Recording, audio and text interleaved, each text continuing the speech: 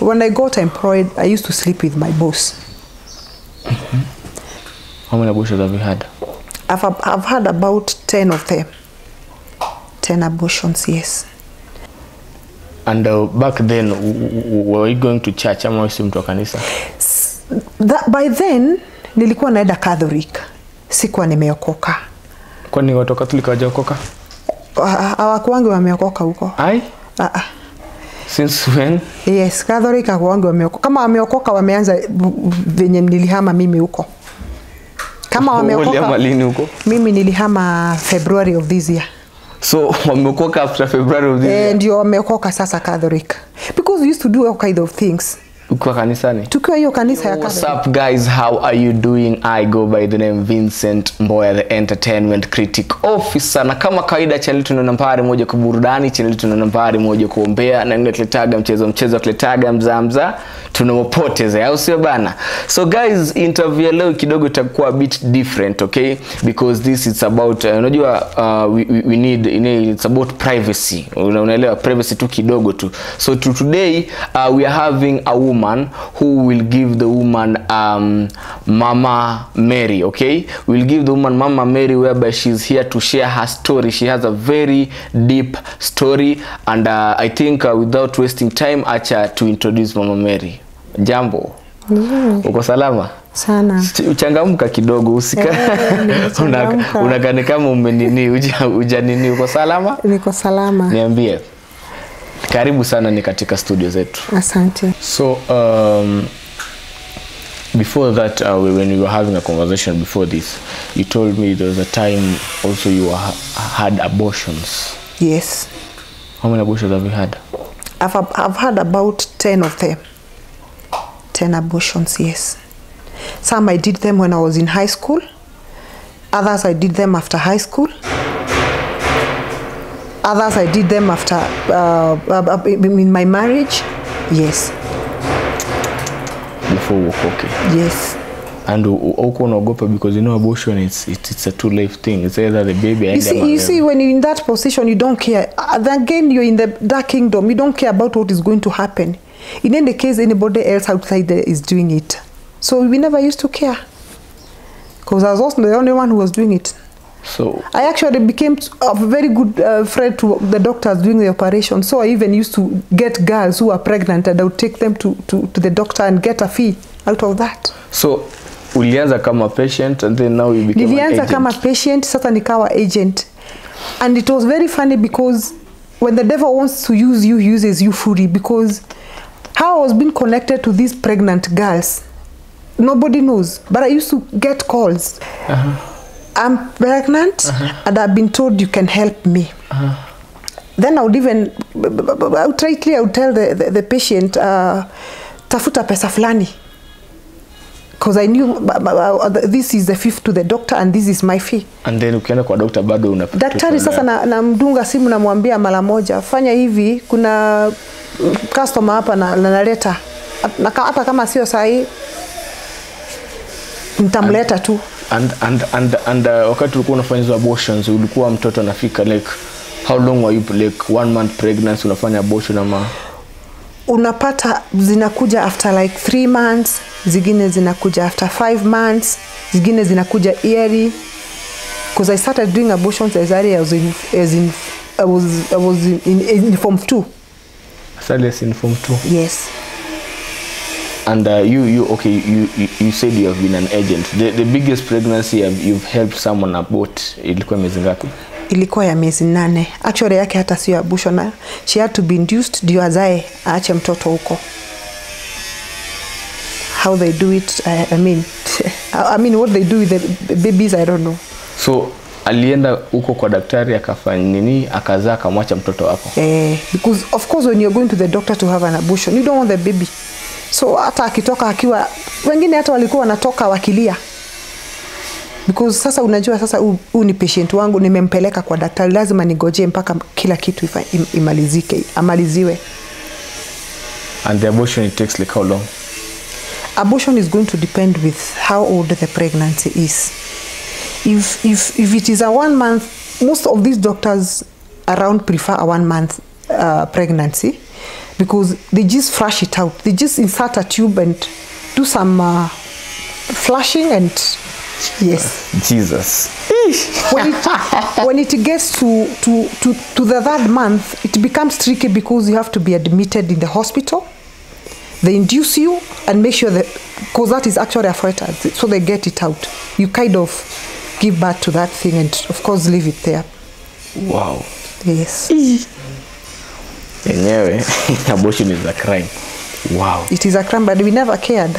In any case, those hospitals doing it are all over. I mean, big hospitals here in Nairobi. Big hospitals? Yes, they're doing it. But they do it. But in Lembua, there's some pills that some girls take which can help instead of the other way around. I tried that one time, but it didn't work. I don't know how it's supposed to work. Whether it works for an individual, I don't know. Because on my case, it didn't work. So I had to go to the doctor and have it. So according to you, how many methods do you know? Of pregnancy? Of abortion. I mean, of abortion? Yeah. I think I know that one you're talking about. The one that insert an appeal known as cyto pill. They insert and your cervix opens and so it releases. Once it opens up, it gets some air in and the whatever is inside comes out. I know that. Then there's this other one that they induce you so that you give birth like the normal giving birth. You undergo through those pains, the labor pains and what have you. So they induce you. Then there's this other one that they make sure you sleep and do their chokolaling so they give you wanakudunga ile shindano ya kulala. Wanakudunga hiyo shindano ya kulala. Alafu wanakuchokola, wanafuruta sasa hizo pieces. And I hear that one is very risky because at times they even mess with your parts, with your good parts. Unapata hata uterus yako imeharibika.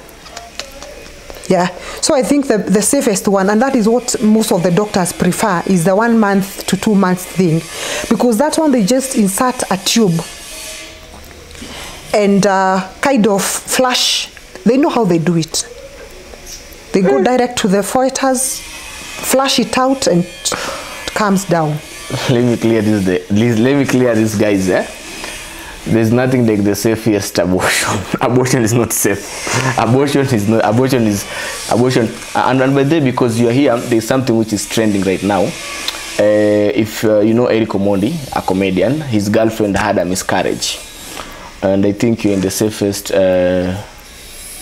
place of answering this. What can lead to a miscarriage? Well, a miscarriage could be out of so many things. It could be your health. It could be out of those abortions maybe you had done their previous rape. Because I remember one of the doctors who was performing one time on me, he told me I should stop doing so many because chances of miscarriages are very high. So that could also lead to a miscarriage. Yes. It could also lead to some interference with the pregnancy. Maybe you don't want to carry the pregnancy. You take some. Any other person would think you want to. I mean, you just taking the normal medication, but you want a miscarriage to happen because you don't want to. You don't want it to come out like you have had an abortion. Yes. Wow. Yes. If like now I call a man, I tell him I need some money. This man automatically will want to sleep with me.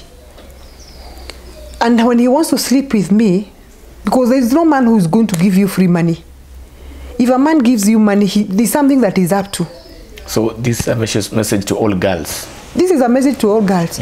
Usindanganywe ati mwanaume atakuja kukusaidia ati ABCD. Hata kama atakusaidia na hakuna kitu amekwambia, at the end of the day atakuja kukuambia something.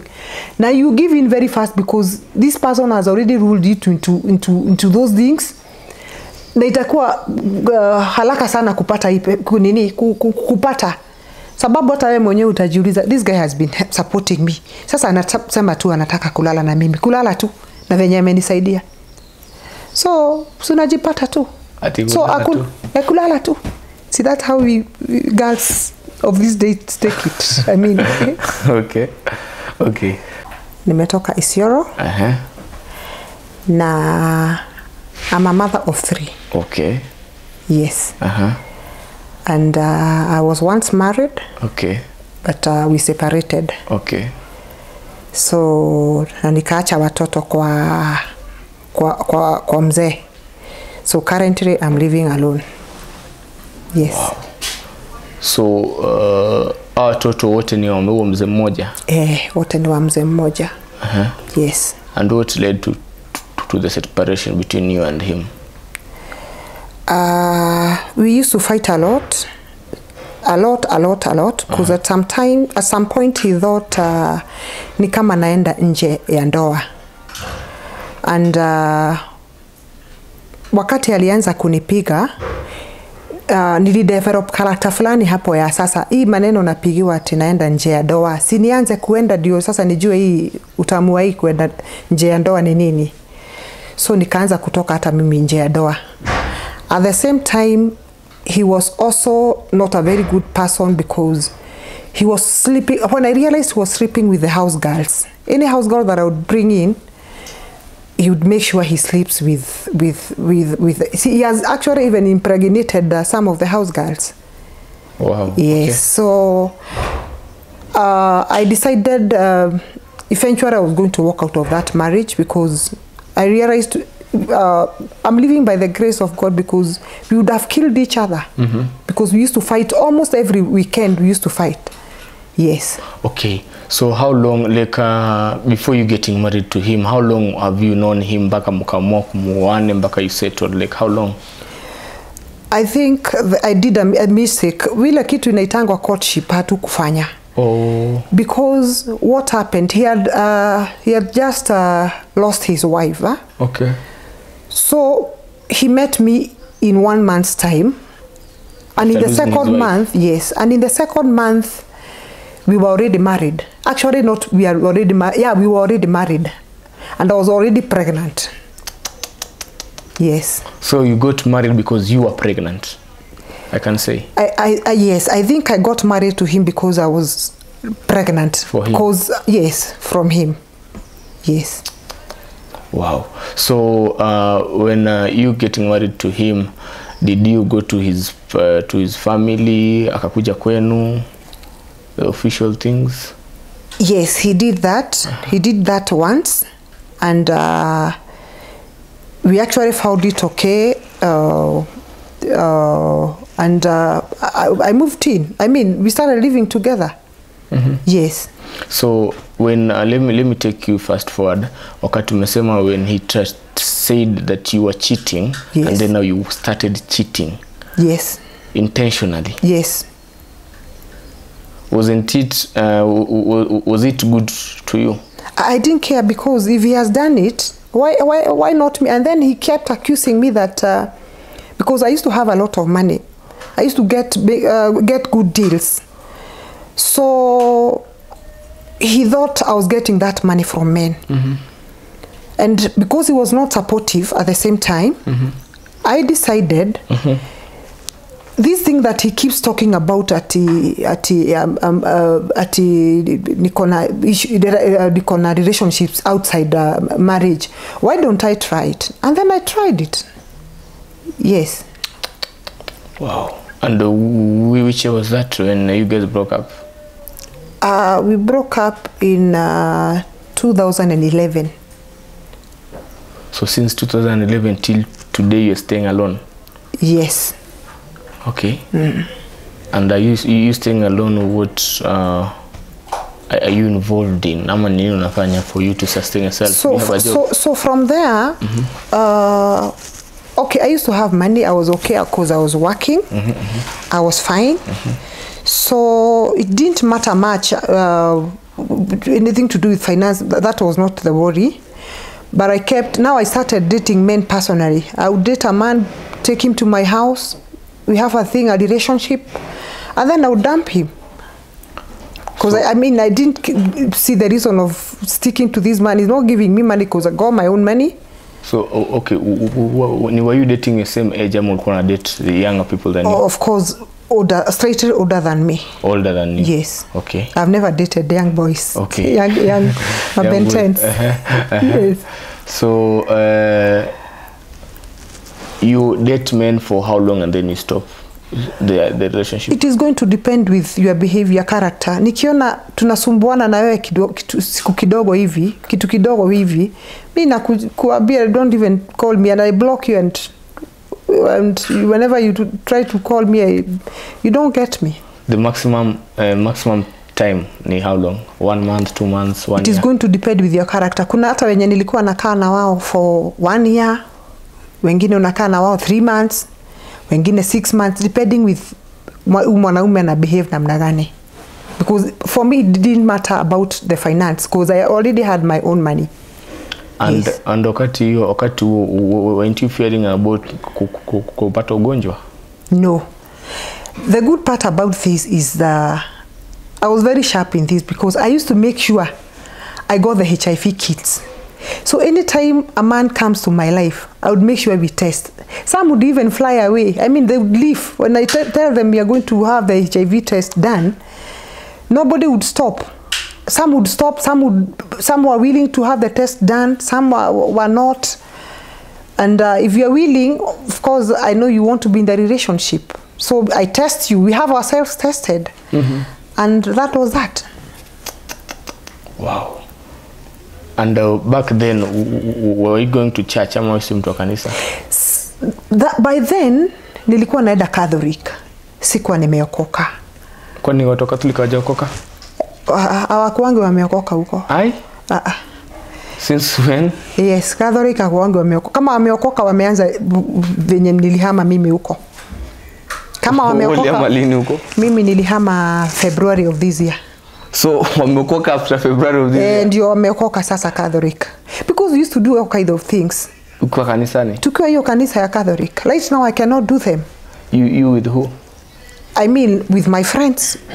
With my friends in the church. We even used to date among ourselves. From the same church. Okay. Right now I cannot do it. Because I know what salvation is. And in the Bible inasema sex before marriage is a sin. Yes. So pale kwa kanisa mlikuwa mnafanya hizo? Yeah, tunafanya hizo vitu. Unajipata uko na mshirika mmoja kwa hii Catholic Church, mnaenda piga tei, mnaongea zenu, from there relationship starts. Wow. Okay. Yes. So after that ukahama ukaenda new kanisa?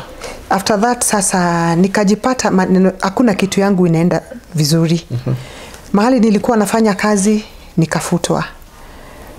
Gari yangu moja ikapata accident. So you had cars? Yes. How many? 2. Which type of cars? I had a Hyundai and a Premio, the new shape. Okay. Yes. So one of the cars got an accident. It was on a third party, so it was write off. The other one had taken up a loan with it. Nikashindwa na kulipa. It was auctioned. Wow. So from being a hero to things, yes, kushuka chini. Yes. Jesus. Okay. Lakini ile kitu mzuri ilifanyika ni venye nilichotwa hiyo gari, nilichotwa katari kama nimejuana na Mungu. So I had already put that as a prayer point. If that car is not mine, if that is what God wants, kama hataki hiyo gari nikae nayo, wacha iende. Kama ndio imeniletea maneno ya labda pride, kuona kama like I have it all, wacha iende. That is what I had told God. Wow. So at least I knew, at least I knew what I was talking to my God, and I'd said His will, let His will be done. Wow. Yes. So your life changed completely to now. Ulini mwaka ama it was years back? Maisha ilianza kubadilika towards last year, actually at around mwezi wa 5. Okay. Ndio maneno ilianza kuharibika. Sababu nilikuwa na baba. But my father was very sick. He had a terminal illness. So I had to take him to the hospital, and I'm the one who paid all those bills. And at some point, I happened to borrow some money because his bill was coming to 780,000. And that was only the bill that, the summary. In between, before we got to the conclusion of that he has been admitted, the operation has been done, I'd spent some money there before. Looking for one doctor after the other in Nairobi, going from this doctor to the other, until I settled to that hospital where I took him. Yes. Okay. So right now, where do you stay? How do you survive? And if maybe, are you okay in terms of financially okay? Or in some way you are, since your life changed, maisha yako imebadilika, you're not financially okay? Right now I'm not financially okay, because at the same time I lost my job, and I've just told you I lost my property, right? Of course, when you lose a job, the job that has you've been for a few years, you don't even know where to start. And then when you lose it, this is when the salvation comes in. So you don't even want to engage yourself in those dirty deals. You want to be on the right track. Utaki kuumiza Mungu. I mean, utaki because you know at the end of the day you'll be sinning. You're losing a job. Yes. Yes. Now, if maybe there's a Kenyan out there who wants to maybe chip in, who has a job and how prepare. Let me even tell you how I lost my job. Huh? Okay. When I got employed, I used to sleep with my boss. And unfortunately, the boss passed on. So the wife came in the company. And at some point, the boss kind of knew there was a relationship, but when the husband was alive, I think she could not do anything. So the wife knew? It's like she knew, because ni wale wanaume wa kukomesha mabibi zao. And that time, you know, the wife was a housewife. So when she comes into the company, and now they want to hold her hand and show her this is how the company is led, blah, blah, this is how you're supposed to do it, and what have you. So I think this lady, she knew. This boss knew that I was sleeping with the husband. For the longest time, she knew it.